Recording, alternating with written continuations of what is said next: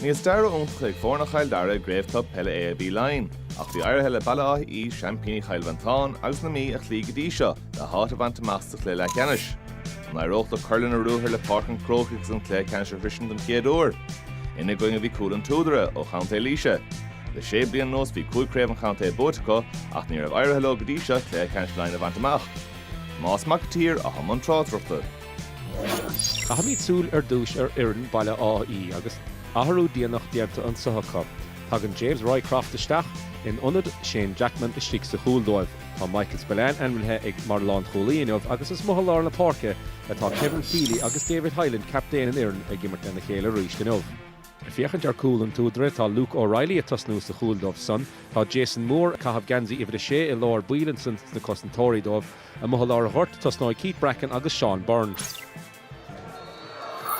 Your hod Catanarda, Egan Raytord, and Lane Evans and Council Button son, Kevin Feely Bay, Mohalar Hurt, and Council Button from Tussigaga. Well, sure Fockish Diggin son, Marba Charts, and Henry Linish, and the Leighin the son, your Hudson, a Crochish Digger, coming the Mahasar Shin of the score, and a half of Bachta, a current saw, and Niall Kelly, a current Council Harrison Basnan.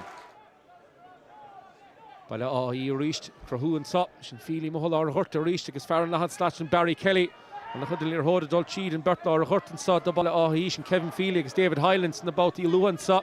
reached Shelavachi Madden saw con Council le Cluiche na Broga and Council with Lahonter Shin when did Shagarani Yanagas like Harrison Grasnall son again David Highland on a score Fachten son again. Shelafachta reached to get Cúil an tSúdaire Dulchan Tussigan saw Stachty and Farmore Hagimmer to Stigl Imela Carnoigas say Garham Machinson reached to get Barry Kelly so the Tachtamach le Lewis and saw Túsma correlation gluthe ag baile Áth Í ag Seachún Barry Kelly ag Chowlesh Suasfen Hortatsa Shellafosach or David Highland Leshin Broig reached and Spjuk ná an lína lán an Sachtain Sherach a Hawkar so the Gumpún the Lirhoda and the Happy gets up the Cosantóirí a Titim Shearach a bug piece of bug row Val agus Iarach Della Curristacha Jos Napoleon son agus Harrison Drasnall ag Niall Kelly they shoot Cosna Anna Bahan Sasichiad na James McGrath Shelvin Sop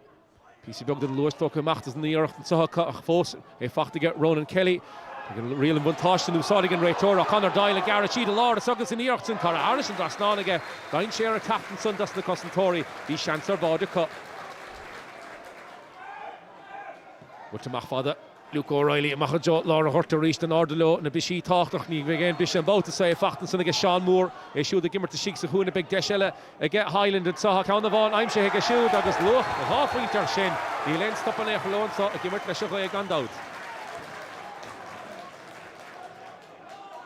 the Cosantóirí book of reached as well le Fishkin to son Barry Kelly a gimmer Tierson son Sakula and Council Cora Ersray Fachtiga Ronan Coffee Rodrigo Goslu Sources Bod a Tastal Bohan Saga struck a Huntalun atop Patrick O'Sullivan August well and Hall of Coramagan Ray Toad Big Deshika Ervodinish saw on Sputta chance to get Colin Murphy inish and now James Rycroft the Sheiks Sakula agus on a half to get Mordor agus stop Correlesh agus broad Correlesh reached its son the Cosantóirí attacked the staff and Carulesh and Mordor ach Desh Kyleton and son get Cúil an tSúdaire Báda halt Kevin Feely tongued and kicks Ershin agus well na Mastery and Sussy Chiedla na baile Áth Í score more Cursosa and doubt Cornagy here con Sussy Chiedla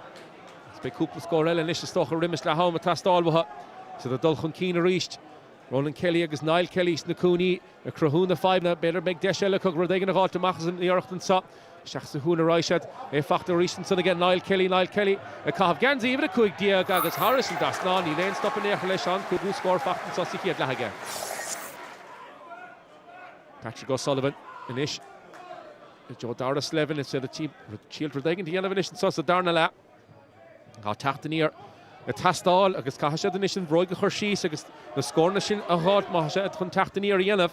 with the Sosfen Bark Shachun Ronan Coffee on Federlo Iraq the Nish a Chahavanish John Napoleon saw Lashtigdon Stewart a Stolen at son a Harrison Drasnall the ending on the Aston son to get Jake Foster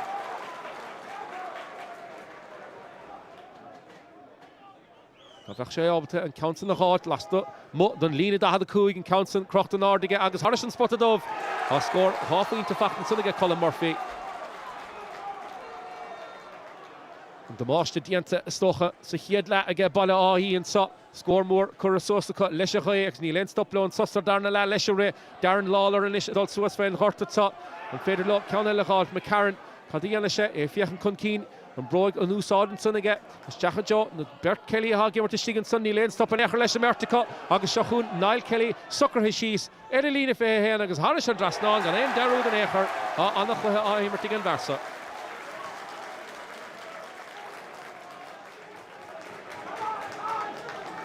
Shall have reached the ball Áth Í son agus leis sin han fadóg dar nach sétan sa agus siad ball Áth Í a bheith dulchan cín iad bócachan sa nád in the diag then nád a héniag. Feels unbelievable. Yeah, there was a kind of similar feeling to after the county final there, with the crowd coming onto the pitch. I know it's happened after each game, but it felt like today there was an extra bit of emotion to it as well. You know, I don't know if Athy have ever played in Craobh Park, and you could see that with the